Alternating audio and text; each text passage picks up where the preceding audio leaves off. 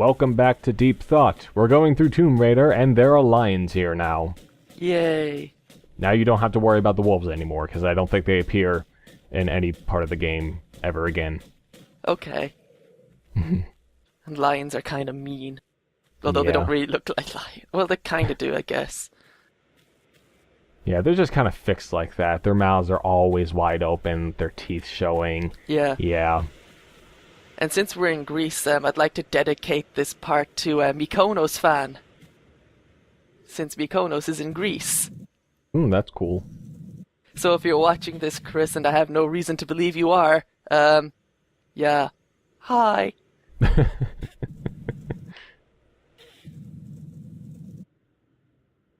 So this level is called St. Francis Folly, and this is actually quite a complex level. So these two doors right here, like, you have to open them, and obviously to get to the next part of the level.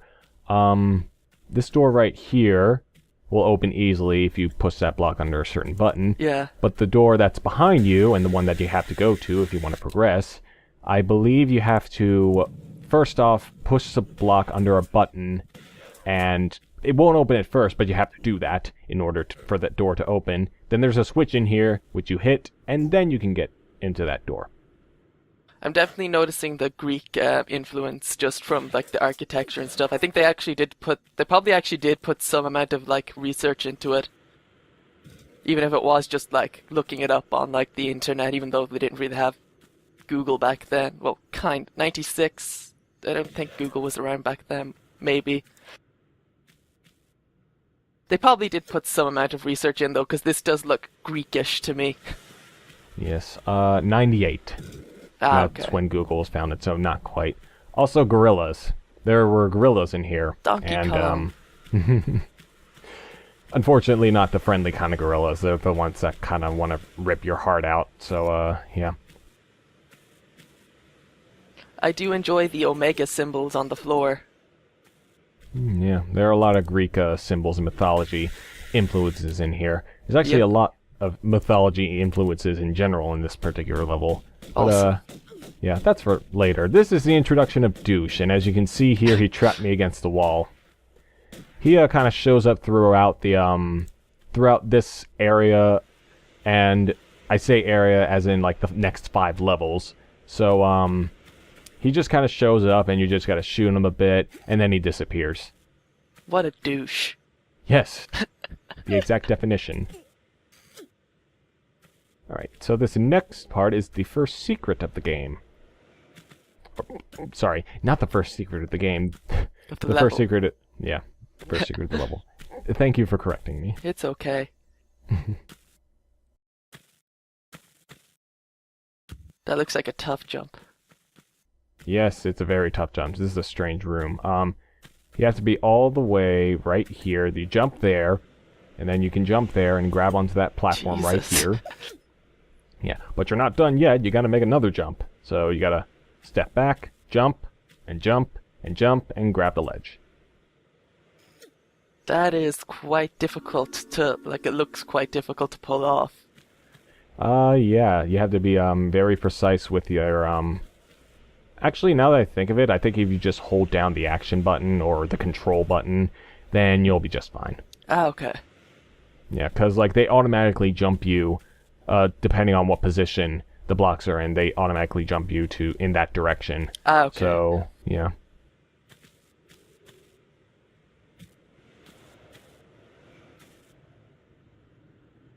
Very strange columns.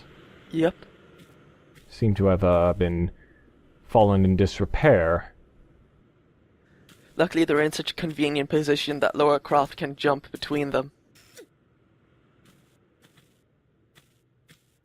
Perhaps it was the magical deities that did that. Although this is a different magical deity because we're out of Argentina.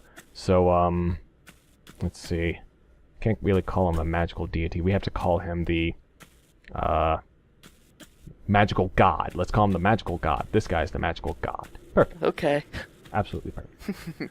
Alright. So this is the second secret, and this is one of the trickiest secrets of the game.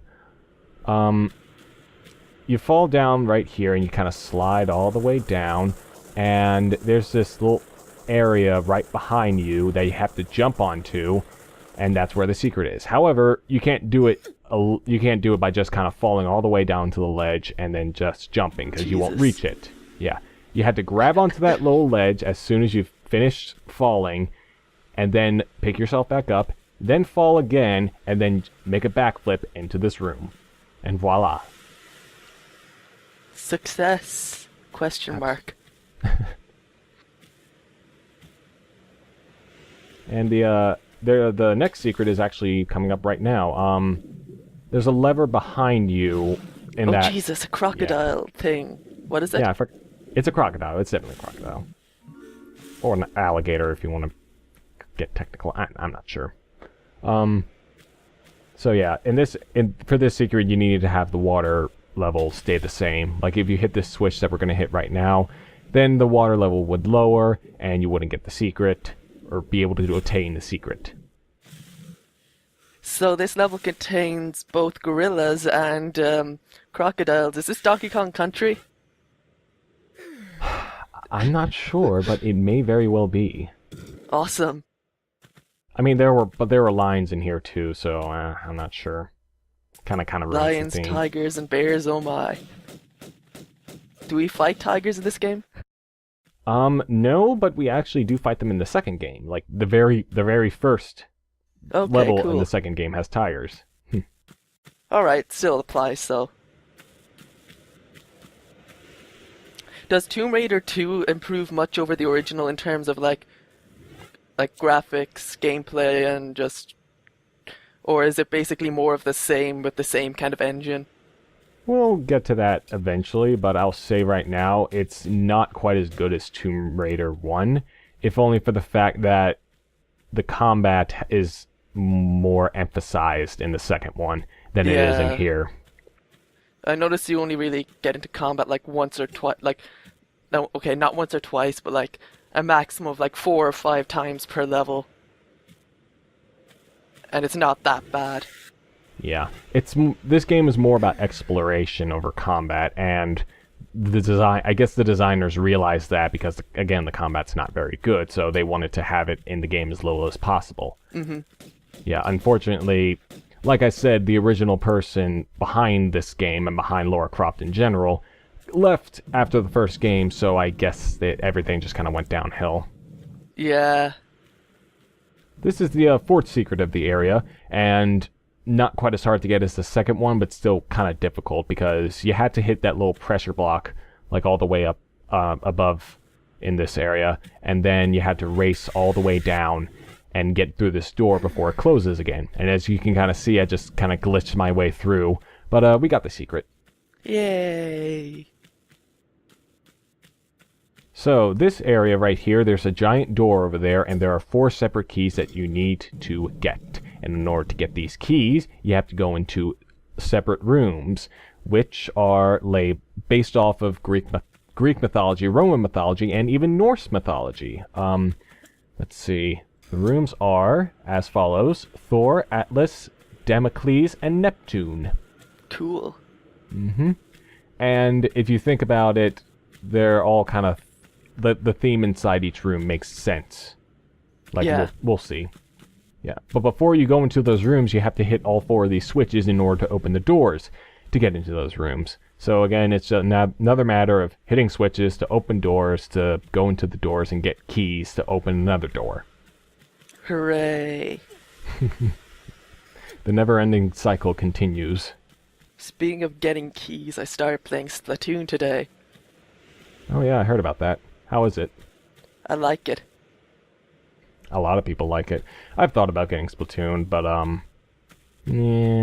I'm just like I have a giant backlog, and I don't want to spend any more money than I am right now. Like, I got a few games for Christmas, and we'll do just fine. I got Captain Toad Treasure Tracker. Oh, sexy. Easily, yeah, the most adorable game that I've ever played, and like I have been kind of stressed out for the past couple days, and that game really helps me with just kind of being happy and stuff, because it's so happy and so relaxing and so puzzly. Anyway, back to the game. Yes, we're talking about Tomb Raider here.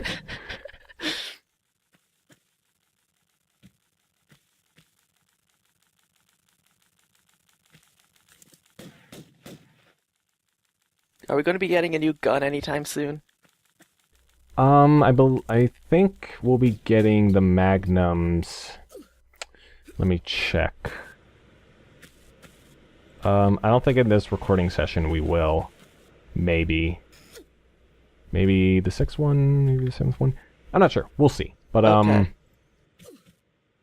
I'm interested in the Uzis more. Since they're automatic.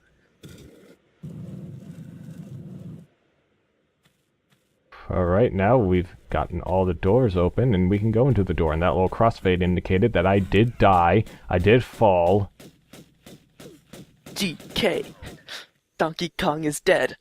It's too easy to die in this game. So I believe this is, Damocles' room? Maybe? I think it is. I think I recall that. Oh shit, another boulder. Yep. As you can see from very far away, so you can tell it's a trap. But how do you avoid it? How do you avoid it? Well, actually, first off, we got to get this little mech pack right here, and if I can go off on a tangent a little bit, as if we haven't been doing that for a while, getting the items in this game, like, is quite difficult because again, you have to be very precise in your positioning, and if you're even off by just a little bit, you won't be able to pick up the item. It's like picking them up underwater and stuff. Yeah. So as you saw there, all you had to do was just kind of climb yourself up onto the ledge before the boulder hits you, and you'll be fine. Because if the boulder hits you, it flattens you, and you die. Yeah, that tends to happen if you get hit by a boulder.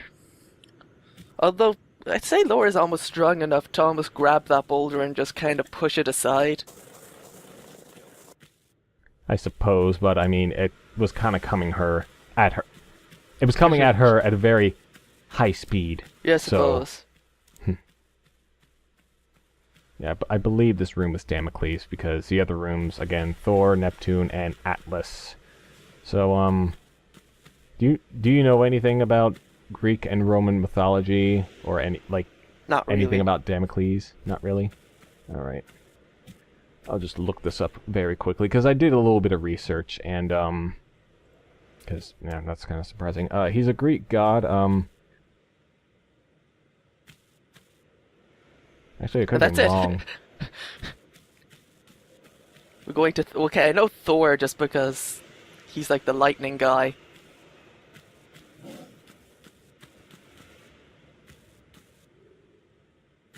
Okay, actually, I made a mistake. I think Damocles is the sword guy. So, that's another room. So, Atlas is someone else. He's a deity... He was the Titan who held up the sky. So, I suppose the guy who, like, held up the Earth. So, was that boulder supposed to represent the Earth? Maybe. The Earth was falling to us? I'm not sure. That was a giant hammer. That was cool. That was cool. That's hilarious. The giant hammer, and it would have crushed you if you hadn't jumped out of the way. And as you can tell right here, this is another example of the game fucking with the brightness. Yeah, I can see that. I can just imagine the hammer just constantly going up and down across the room and stuff, trying to hit Laura like some sort of whack-a-Laura game. Well, that just wouldn't be fair, well, would it? Let's see if you can complete this awesome game. So, the little lightning thing that was going on back there, there's almost no way to avoid getting hit by the little lightning, because it locks onto you and strikes you automatically if you so much as even touch the floor that you're on. So you just gotta kind of quickly get across there and just jump as much as you can. Yeah. And then you get to push more blocks. Yay. But this block looks harder to push than the boulder that was chasing you earlier. Well, maybe it has wheels on it. conveniently placed there by Thor himself. Or the magical god that was responsible for everything here. This Scion piece. It's convenient of them, though, to have these really ultra-modern health packs and guns and stuff, and ammo and stuff lying around these temples and stuff. I suppose they put them there as, like, just... Maybe they knew that people were going to come in and try to steal their stuff, so maybe they just... Decide to help them out. Yeah, just a little bit. Like, if you can get past these challenges, then I will reward you with some health packs. Just as long as you don't fall from a great distance and break every single bone in your body. But it's very convenient, though, that they're coming at this point in time. Like, if someone had tried to raid these tombs, like, a few years before the guns were invented and stuff, then the ammo would be absolutely useless. And they'd be like, what's this? This is probably the ancient artifact. Alright, so that was Thor's room, and I forget which room we're going into next, so let's make it a surprise. That was another crossfade, which indicates, yes, that I did die. Please, don't criticize me. I don't like being criticized about deaths. Because again, this game, it's very easy to die in this game. I don't really care if people die in these Let's Plays as long as it's, like, cut out and stuff. Which it is, so, yeah, it doesn't bother me. Yeah, it bothers me a little bit because it just... I mean, I like for these little gameplay videos to be as perfect as possible, but sometimes I guess that just isn't possible. I try to be as perfect as possible when I do a Let's Play, but I'm also very lazy. And so normally I'll just opt to edit around fuck-ups rather than play the game good. Yeah. Well, in a game like this where you can save at pretty much any point in the game, it's actually quite easy to just kind of cut together. Same with Half-Life.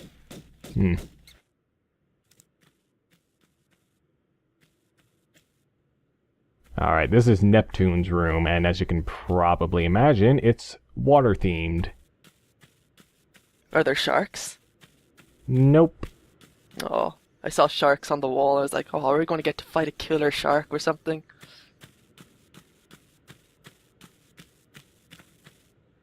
Yeah, I thought there was something back there because of all the darkness and stuff. No, there's not. I mean, there's that door there which opens after you get the little switch that's down here. So it's another case of get the switch and then open the door. This reminds me of the part in Cannon's Core where you have to swim as Knuckles in Sonic Adventure 2. Yeah, I have played both adventure games, so I know what you're talking about. Yeah. So yeah. That part's annoying if you don't have the air necklace.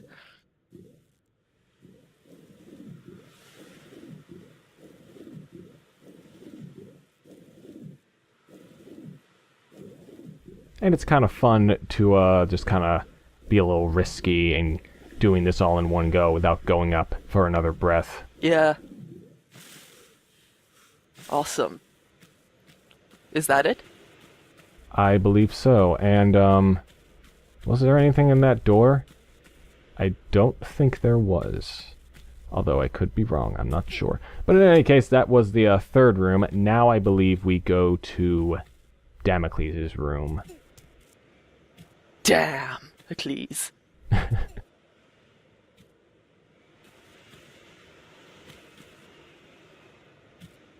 So I guess the first room was Atlas. Yes, I do think, yeah, it was. And I tried to go into these rooms in like linear order, but Damocles' room is kind of tucked away in a little corner here, so kind of missed it, so yeah. The architect probably just like decided to put it in at the last minute. Them some giant swords. Let me guess, they fall on top of you and try to kill you. I don't know, let's watch. Oh my god, did you get footage of it? Well, no, just be patient, be patient. So here's the final key. Oh, you have to get the key first. Yeah, you always got to get the key in this room. No, I mean you got to get the key first and then the traps activate. I believe that's how I believe that's how it works. But who knows? Maybe the swords won't do anything. That would be pretty lackluster. Yeah, it's kind of intimidating, but What's it going to do? Scare me into, like, not getting the keys? Yeah, it's not like the magical god is that magical. It's not like these swords are just gonna fall down. Oh no, I was wrong.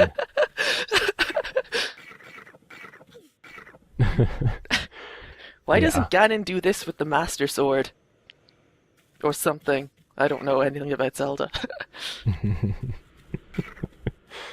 Yeah. That is pretty badass. I like how those swords don't have, like, blood on them, like, from before. Whereas, like, all the spikes in the game are, like, absolutely covered in blood. And here's douche again. Yep. And there are also 2 lines down here, so this makes it a little extra challenging. But again, as long as you have enough med packs, and as long as you keep using them at the right time, before you die, you'll be just fine. Oh yeah, shotgun time. That's badass. One good thing about the combat is that you can kind of have an acrobatic feel to it if you just keep jumping around and then, like, avoiding the enemies, which, there's an enemy later in the game which will kind of require the acrobatic little jumps and leaps if we want to avoid their attacks, but I'm just gonna leave that be for now. So, now we have to insert the keys into these little keyholes, and then we can proceed into the next level of the game. Yeah.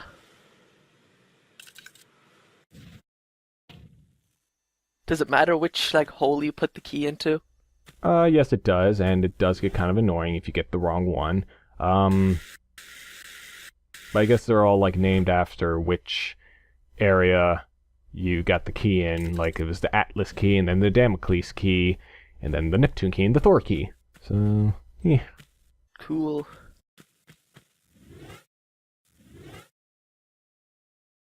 Honestly, I would have preferred if it was just the same key, but like multiplied by 4 times. Because, yeah, it makes them a little easier and a little less time wasting to get all the keys into the locks.